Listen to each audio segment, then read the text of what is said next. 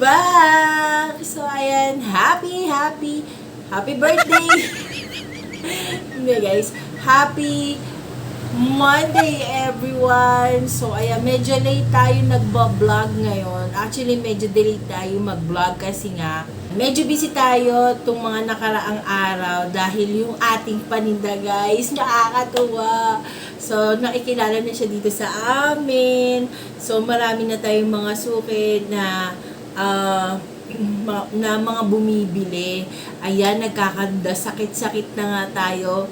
Pero, kaya yan. Lover lang, lover Japan. So, ayan, nagtitinda pa rin tayo ngayon. Medyo ngayong oras lang na to, 4:03 na ng hapon. Ito na yung start ng mga kasagsagan ng mga, naglalabasan na yung mga tao, yung mga suki natin.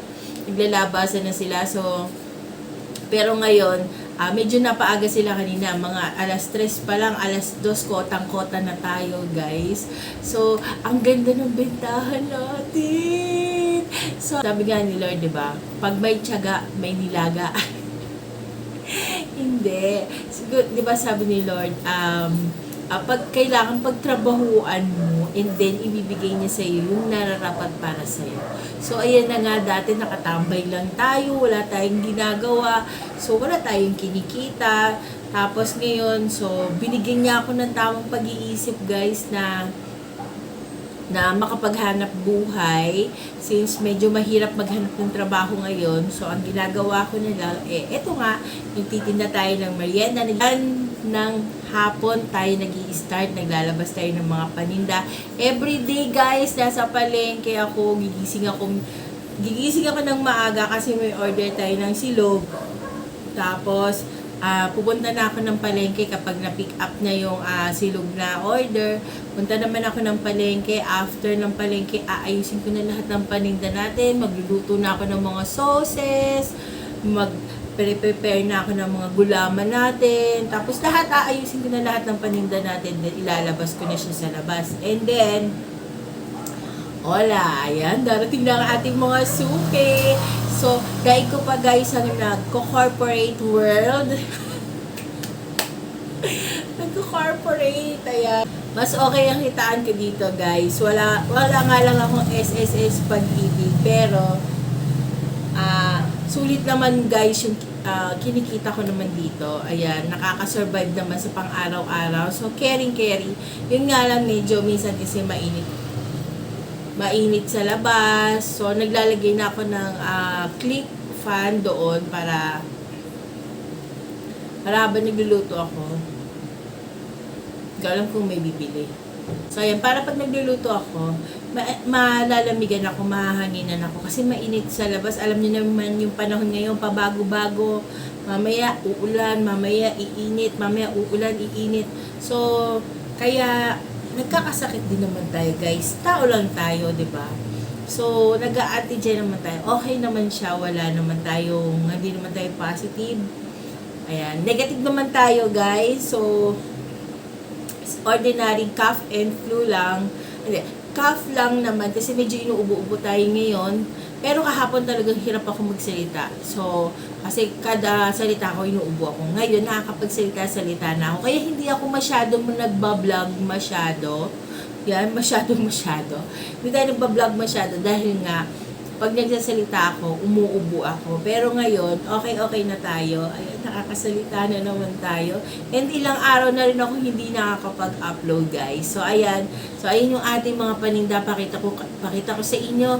So, tara, let's go! I'm so excited! Let's go! Tignan mo, nilaglag mo na naman yung ating baby. Oh, ayan si Coco, guys. Ayan, nanganak na si Fluffy. Ay, si Honey. Ayan, nanganak na si Fluffy. Ito yung kanyang isang anak. Yan yung bunso niya. Huling lumabas yan. Si Coco. At ito pa yung iba. Ayan. Ayan sila. Mga tulog pa. Ayan. Nakaabang ang mami. Nakaabang. So, ayan ang anak na yung ating mga aso. So, kailangan natin itong itabi. Muchok. Muchuk. Pareho kaming mapula ang labi. Hello guys! Hello to my vloggy. Ayan, late pa niya. Oh, pero malaki na yun ngayon. Dati, yung una niyang pinalabas, maliit lang yan. Ngayon, laki-laki niya na. Pink na pink. Dinining. Hello vloggies! Hello! Nagkasing laki na kami ng mukha, guys. So, ayan ang ating baby Coco. Yung dalawa, nandun. Ayan, dumidede na naman sila. So, padidein na rin natin to. Ito, malakas itong maggatas. Kaya, chubby. So, ayan. Lagay na natin siya doon para dumede na sila. Ayan, dede na yan. O, kita mo? O, ha, salpak. Sige, hanap. Ayan. Nanganak na si Honey. Dapat 5 yun, namatay yung 2 boys. Ang natira na lang, 2 girl and 1 boy. So, ayan. So, ito yung ating mga paninda. Pakita ko sa inyo. Nagluto ako ng kwek kanina, 6. Ngayon, may bumili. So, 3 na lang natitira. And then, meron pa tayong fish ball, kikiam, squid ball, and chicken ball. Meron pa tayong gulaman, cheese stick. Ayan, may mga paninda pa naman tayo dito. So, maya-maya, andito na yung ating mga suki. Nadatingan na sila. So, yung ating mga tinda, kwek-kwek. Ayan, 1 pack. Ayan, 5 ang laman yan. Ayan, meron tayong kikiam, fish ball, squid ball, chicken ball, cheese stick. Ayan, meron tayong hot sauce dito. Nag-hot sauce sila. Ayan, meron tayong palamig.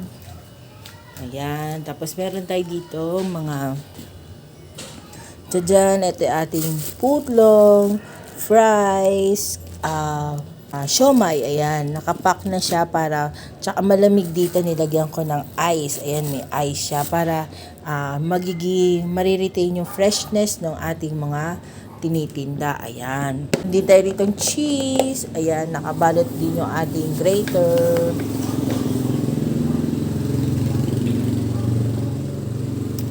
So, ayan, dito tayo nagluluto. Ayan ang ating kalan. Tapos dito tayo nagluluto ng putlong. Ayan, yung ating mantika. So, ayan ang ating mumunting tindahan.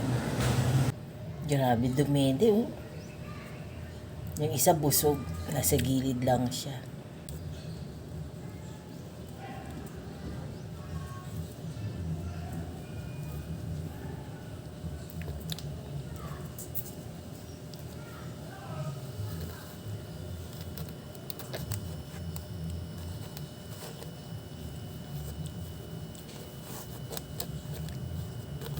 Sige, agawan.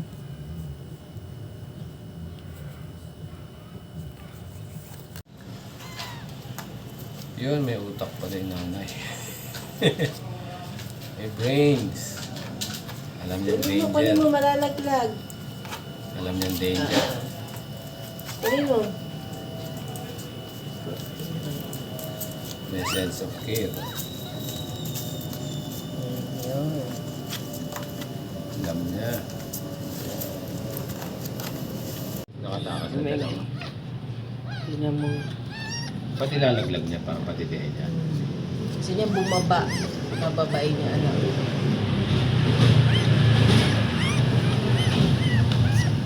Honey, malaglag yan. Toy.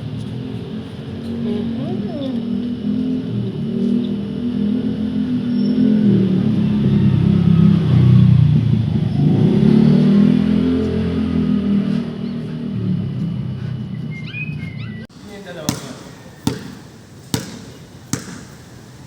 Bili na receipt. Merienda.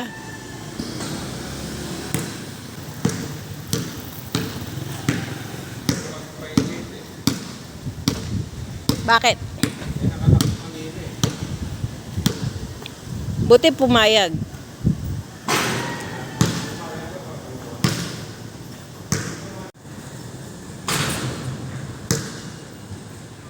Gamitin mo yung kaliwang kamay mo. Kaliwang kamay gamitin mo. Galing.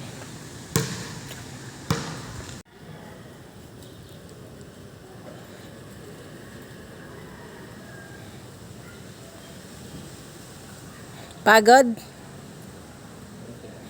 O, inom na ng tubig ha. Ay, bakit ka naman? Parang hindi tayo mga set. Bakit ka naman?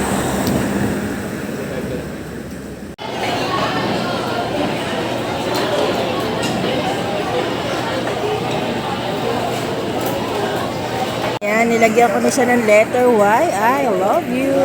So, tara, let's eat. So, tara. Andito tayo sa SM. Dito na tayo mag-dinner. So, tara, let's eat. Bibimbap. So, mag-Korean muna tayo. Let's eat.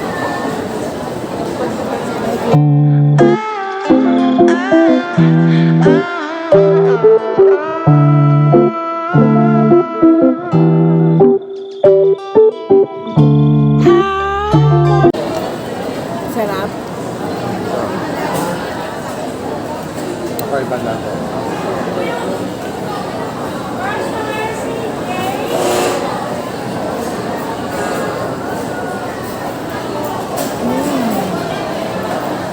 Yummy. Second. Tapos magtinda ka tayo dito sa Bibimbap. Sa SM. Tayo naman bibili ng luto ng iba.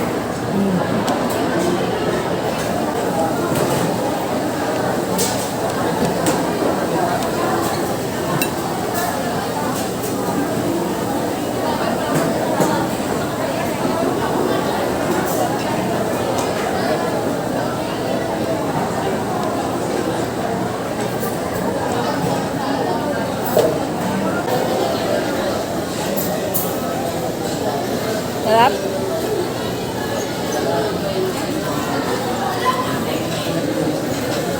Hi guys! I'm back! So ayan, magpapahinga na tayo dahil masyadong busy yung ating whole day kanina. Nagtinda tayo, nagpalengke tayo. Pinakita sa inyo yung nagpalengke ako kasi parati ko naman yung ginagawa. So gusto ko iba-iba para hindi naman kayo mabored and magsawa sa ating videos.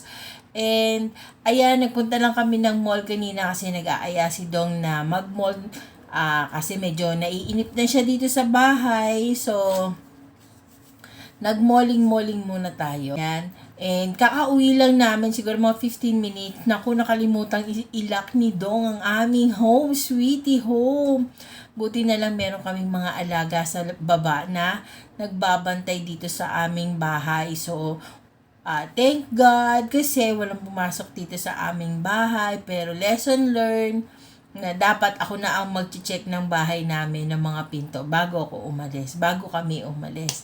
So, ayan, nag-try lang naman ako na maging responsable na si Dong pero hindi pa siya masyadong ganun ka-responsible. So, next time ako na lang muna ulit. And, ayan, gusto ko lang i-share sa inyo yung ating bagong eyelash bro. Ayan, may binili ko na eyelash bro. Meron na siya ritong ayan yung laman nito. Ito meron siya ritong maliit na suklay. Ayan, 2 brush. Yan. Tapos meron din siya dito na tattoo eyebrow. Ayan. Ito yung kanyang lalagyan, tattoo eyebrow. Ayan. Tapos, ito yung panlinis sa kanya. Yung mga residue ng mga tattoo. Ayan. Ito yung ginagamit. May laman to eh. May laman siya sa loob. Ayan. Meron siyang laman sa loob. Ayan. Ayan. Liquid lang siya. Siguro parang alcohol. So, siya yung pangtatanggal mo ng mga residue na galing dito. So, ayan. Maglalagay muna ako ng aking eyelash and brows tint dye. Ayan, para naman medyo kumapal-kapal yung ating kilay. So, ayan, mag-aano tayo, do it yourself eyebrow tint. So, ayan. So, hindi ko na kayo isasama sa paglagay ko ng eyebrow tint. Yan, pinakita ko lang sa inyo na meron akong binili. So, sa susunod na vlog natin, makikita nyo kung effective talaga siya. kung effective talaga yung ating biniling eyebrow tint. So, ngayon, mag-end na tayo ng ating vlog. Ayan, maraming salamat guys sa mga bago nating subscribers. Ayan, maraming salamat sa inyong suporta. Ayan, so hanggang sa muli guys. See you on our next vlog. Bye!